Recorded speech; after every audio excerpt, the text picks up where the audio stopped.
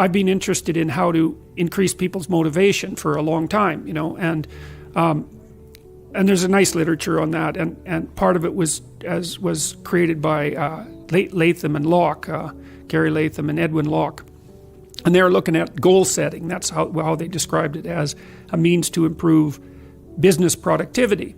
And so what they imagine that you have two teams and you get them to set goals, say, and one team sets goals for their corporate productivity and another team sets goals for their life, and then you match them head to head over some period of time and see which one comes ahead. And what happens is that the people who set goals for their life beat the people who set goals for the company.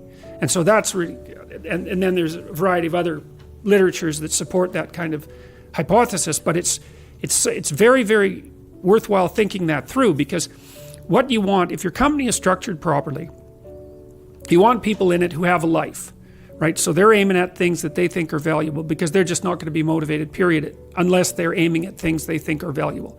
And then you want their loyalty to the company to be nested inside that. So they have to see that working there, no matter what it is that they're doing, and often jobs are repetitive and dull and difficult and challenging and all of that, or you wouldn't be paid to do them, right? They're not all fun and games. But if you can see that the less intrinsically interesting things that you're required to do are related in some directly intelligible way to goals that you regard as valuable, then that tags those activities with this dopaminergic kick that we were talking about earlier. So you need this hierarchy of values, right? Just like, here's what I'm doing with my life, here's why my job is important to that. Or maybe it isn't, and then you have to quit and go find a new job, but that's fine. But, because you might discover that too. And so we started trying to formalize this when at the same time that I also realized something that I've never recovered from realizing, I think.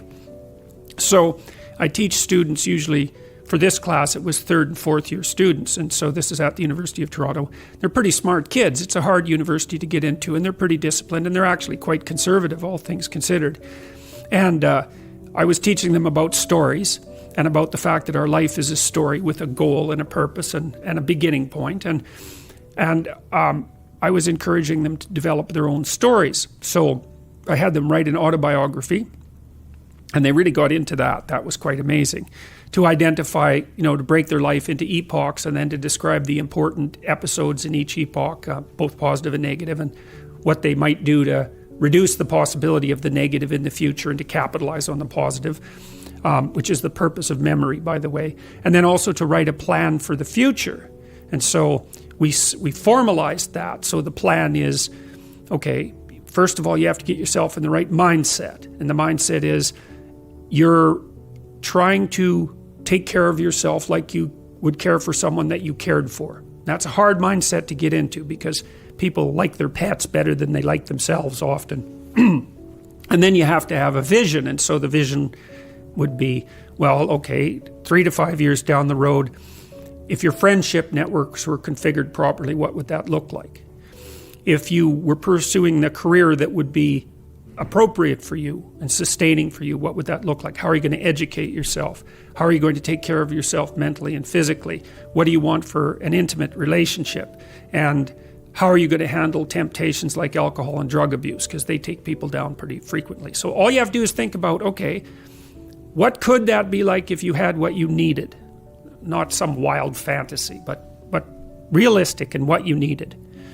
So that's the first part. And then, okay, now write for 20 minutes about what your life could be like 3 to 5 years down the road if all of this came together.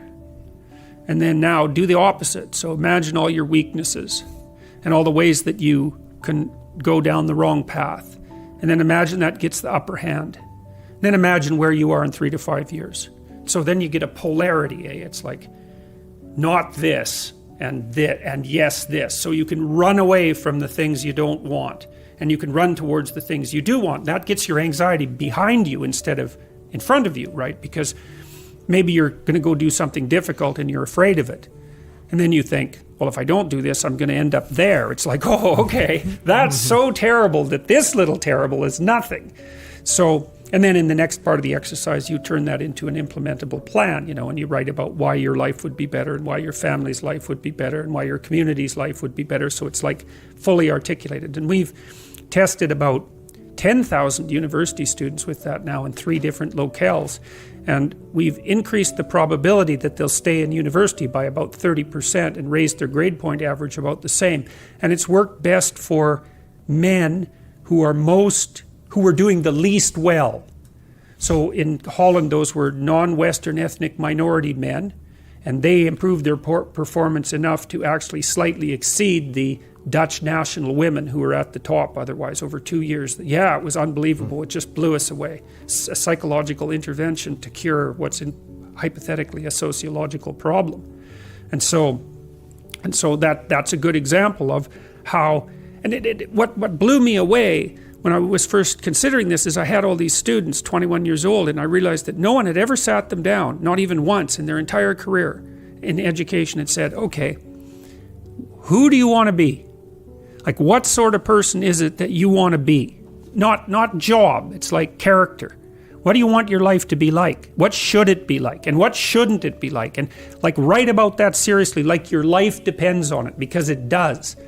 And then I thought, well, that's so weird. Why in the world isn't our education system set up to help people with that? Because it's like, that's kind of obvious, It's like, what are you doing and why? And then I did some reading partly from John Gatto, who's done some interesting work looking at the history of the education system. And it was a derivation of the Prussian education system back in the late 1800s. And it was designed to produce obedient, well, it was partly soldiers, but it was partly workers. Yep. Competence beats obedience, right? So you unite people under a goal, and then you let them act autonomously. You got to get them, you got to not sell them the goal. That's not right. What you have to do is you have to go in and talk to them and discover what the goal is of the enterprise and what it is that fires people up. And that really does work. And the idea that capitalism is essentially crooked and it's the people who are pulling the wool over other people's eyes who win is like, well, now and then there's a criminal action and the person gets away with it, so to speak, although people get away with a lot less than they think. But most of the time within a functional company, you better have your people on board or they will do exactly what you said they'll do. They'll spend 80% of their time sabotaging the company. Yeah, well, it's also really helpful too if your corporation has, I hate to use the word vision because that's, turned into a buzzword, but, it's often that you're working in a company where worthwhile things are happening. Exciting and worthwhile things, and you're trying to, make something better at a lower price, let's say. And so there's the heroism, let's say, of producing a product that's going to have a positive impact on the world. And you need to know how your small actions are tied with that greater goal. And then there's this financial self-interest as well. And the thing is, if you can't tell your workers that story, then either your company is fundamentally corrupt because that isn't the true story. It's like you're actually working so that I can rape and pillage the company over the next 4 years and take all the value out of it and run, because CEOs do that from time to time, yes. Or you don't understand how the company works and you can't tell the story, which means you're basically incompetent. Mm-hmm. So, but, people are not wired up so that they will work without knowing why, unless you beat them. Yeah. And then if you beat them, you don't be thinking that that's victory.